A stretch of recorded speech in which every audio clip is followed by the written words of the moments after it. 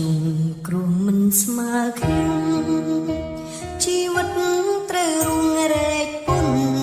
រងទីរុងស្រែកក្លៀនលំបាកគ្រួសារក្រកសត់ជូចត់រស់នៅសែនតោកយ៉ាង